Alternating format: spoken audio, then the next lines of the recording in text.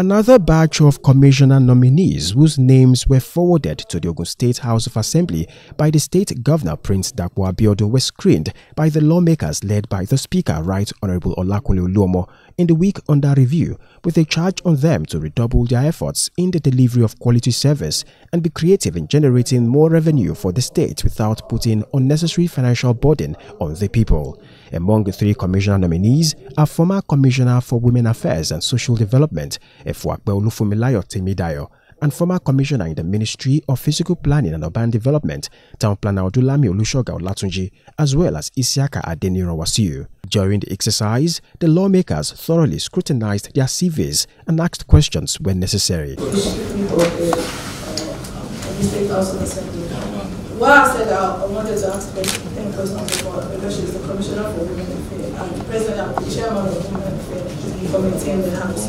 So that means we have to be working together. And the question, the only one I'm asking now is how she's going to work with women. I'm an advocate of qualified women getting into office, not that you just pick people that will not be able to help others or will not be able to move the state forward. So, being the Commissioner for Women Affairs in the last dispensation, I am happy that it was during my tenure that we had 2 female. That was the first time we were having 2 female chairmen.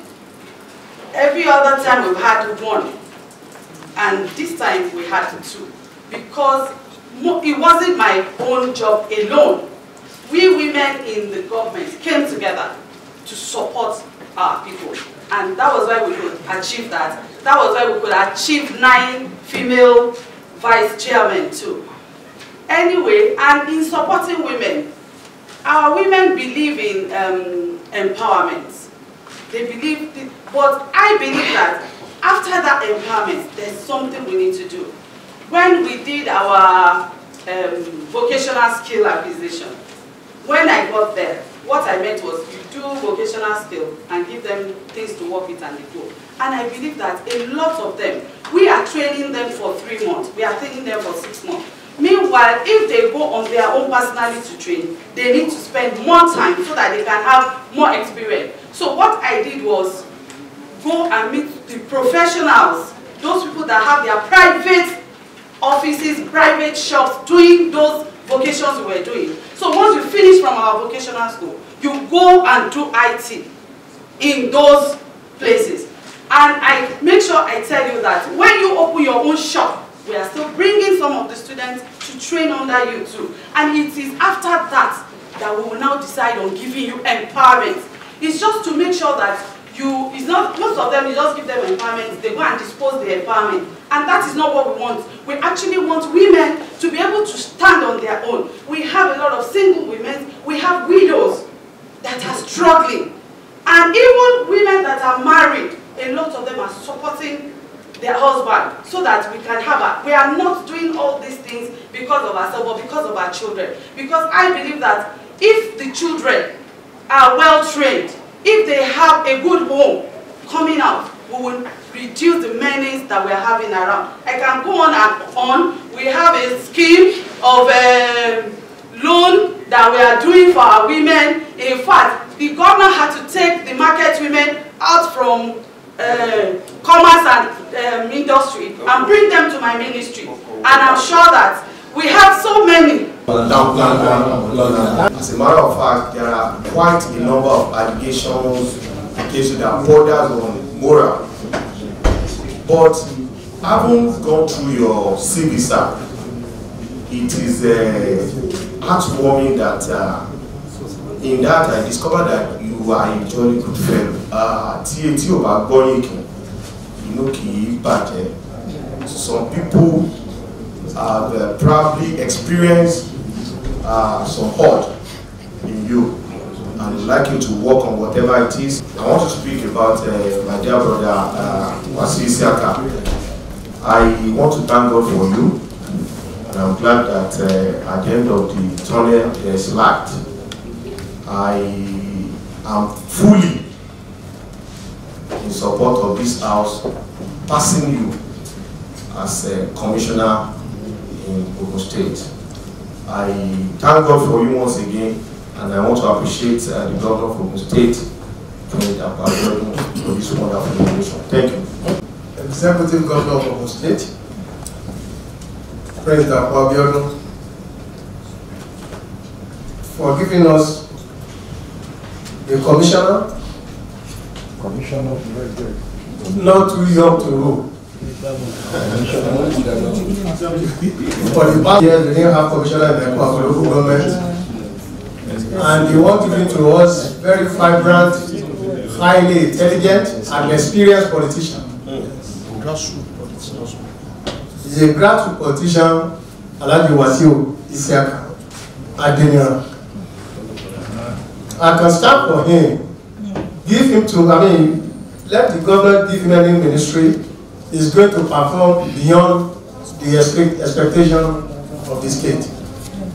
I trust him. He's from Imekwa, from local government. Not only Imekwa, he's a great man, and he's an experienced politician. President Speaker, I want to appeal that we just give him a soft landing in our screening. To my other brother, Amplan Tunji Odolami, I think we are meeting for the first time. Other people are complaining this and that. I've never been to any commissioner's office. I've been saying it for the past 12 years. I didn't go to any commissioner's office, but I think I will be in your office this time around. For a reason best known to me, I've explained that to the President of the Speaker. I only want to appeal that this time around, this the 10th assembly, the business must be on issue, not business as issue. The human management, which is very important. I was fully in the support of your portfolio, any portfolio. I want to appeal to you. You are trying to carry everybody along, and you need to have a respect to this our institution. Alhaji Wasiu Isiaka. Yeah, in your CV, you dominated your CV with qualifications in accounting field. What level are you now in your professional qualification pursuit? Are you a chartered accountant? 2. What was your role in OGIRS when you were the senior special assistant? You have been to about 6 trade missions and fairs in China in the last 15 years. Are you COVID compliant? How many vaccines have you taken so far? To my town planner and my learned colleague, I want to congratulate you. Whenever you want to graduate in every higher institution, they will tell you you are qualified both academically and in character.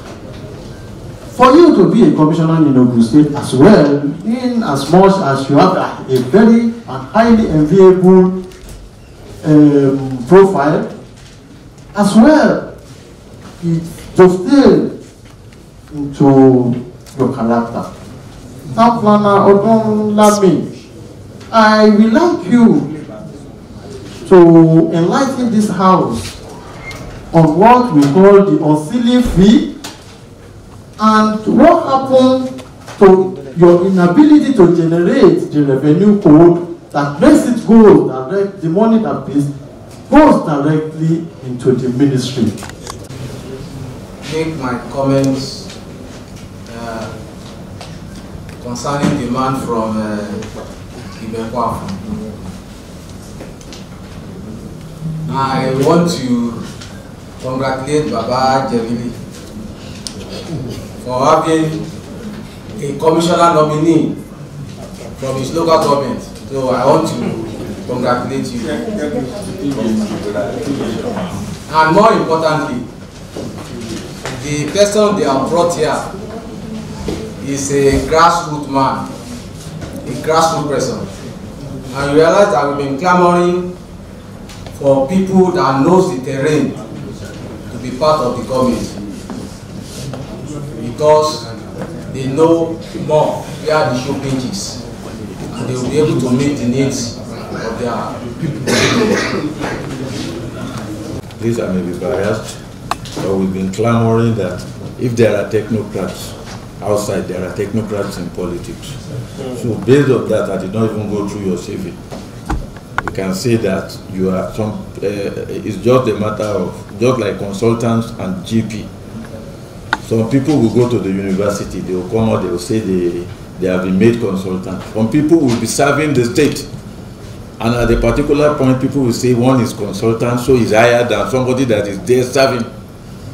So I can only congratulate you that welcome on board if you are cleared. And I will implore Mr. Speaker and the whole House to please accede to that. To my senior colleague, architects and town planners are twins, you know that. Yes, we've had a lot of information, we've had a lot of antagonisms, but there's no way you will do your work very well that you will not step on toes in the built industry. I know that. There's no way. Because when you, for instance, Abeokuta, I don't know, each time I always crack my brain when I see the way buildings are erected. They will block erosion way, they will narrow roads, even setbacks are not even observed. It will be contrary to what was approved to them. And I think the ministry you served has saddled with that responsibility. So there's no way you will not step on those toes. If you are giving the ministry again, the only thing I will advise is that even if you are saying no, let it wear human face. But your no should not become yes. But let it wear human face. I noticed that most of the planning approvals that is being issued by the ministry is not based on drainage prerequisites. Anytime I want to advise that if you are given an opportunity to go back into that ministry, fine. I know there has not been any enactment law that is capturing such that there should be drainage assessment. Well, a lot of things have been, a lot of people have said a lot of things about him. But for me, I would say it's just like a talking drum. He has been doing wonderfully well. And I've been to his office for more than 2 or 3 times for different things that he has done and he has tended to very well. So, you know, even as an honorable, as you are at home, you cannot have 100% of recommendation from everybody. So you have to have a good side and bad side. And like architect Honorable has said, if he really wants to do his job, he must step on toes. But sir, I just want to appeal further that if you have been given to that ministry again, let us look at the way you give an human face in answering to people. You know, maybe that one will answer a lot of questions. I want to appreciate you and I want to congratulate you. Thank you. For the town planner, just like Gabriel has said, God Golorayi into Kojuseniko and local celebrate. I just want to advise, sir. You don't put Ogun State into trouble because you want to satisfy some people. No. You don't do that. You can introduce human face as a way of achieving that goal. But building must not be approved haphazardly simply because you don't want people to talk. At the end of the day, when building collapses or anything happens, It will embarrass all of us as a government. But because of the environment where we are, we need to put in place some PR to work along with it. And I will stop at one Yoruba proverb, which I want you to go and decode. Yoruba don't tell anybody no, and listen. Privileged for us to have been invited here. I want to thank you for giving us that. I want to thank everyone for all the comments and the queries and the questions that have been raised. I particularly want to thank those who have spoken up for me. I appreciate you, and God will continue to bless you. So much issues have been raised. The tact I will have used is probably to tell you the entire story of the last 3.5 years. So you begin to understand where we are coming from and where we are. You begin to understand some of those complaints that you got. Change is a very difficult thing. Like the Honorable Right Honorable Speaker said, there's something you do. In a way, it will affect some people negatively, it will affect some people positively. Those who are affected negatively will never see anything good in it. And if their pecuniary interests are involved, they will do everything possible to ensure that they frustrate you. And that is what my experience has been last 1.5 years. But the governor has given me a mandate, and I just must follow through with it. As per the trade mission, yes, in the last 15 years, I've been to about 16 trade missions. Outside the country, about 7, Singapore, China, USA, and places like that. Within Nigeria, because I'm a member of NASIMA, National Association of Commerce and Industry. The trio, however, assured that the confidence reposed in them would not be taken for granted.